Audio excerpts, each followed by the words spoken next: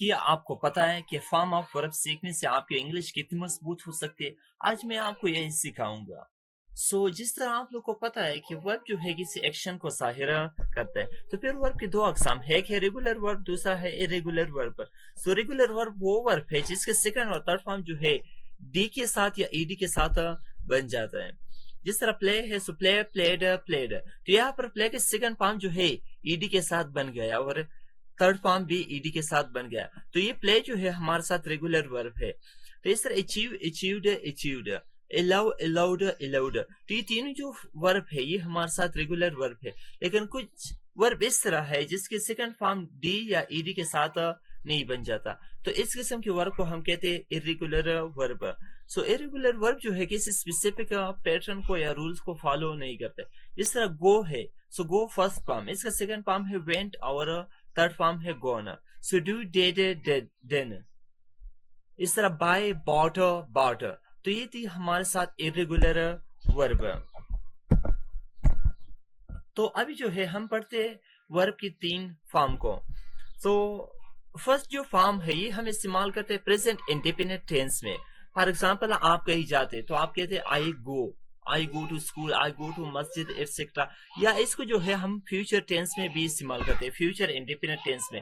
لیکن future independent tense میں ہم اس سے پہلے جو ہے ایک ہیلپنگ ورب ول لگاتے، I will go to Peshawar, I will go to Swat, I will go to Uzbekistan etcetera. تو دوسرا جو فارم ہے یہ ہم صرف پاسٹ انڈیپینڈنٹ ٹینس میں استعمال کرتے، اور تیسرا جو فارم ہے یہ ہم سارے پرفیکٹ ٹینس میں استعمال کرتے ہیں۔ اس کے علاوہ جو ہے یہ پیسو وائس میں بھی استعمال کرتے ہیں۔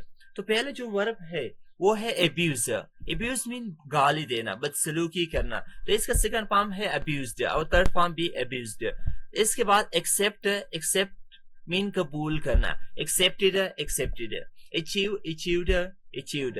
ایکٹ عمل کرنا، ایکٹڈ، ایکٹڈ۔ ایڈ شامل کرنا، جمع کرنا، ایڈڈ، ایڈڈ۔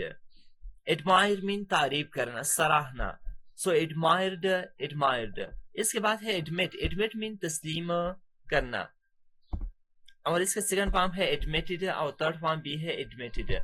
اس کے بعد ایڈوائز۔ ایڈوائز مین مشورہ دینا، نصیحت کرنا، تو اس کا سیکنڈ فارم ہے ایڈوائزڈ اور تھرڈ فارم بھی ہے ایڈوائزڈ۔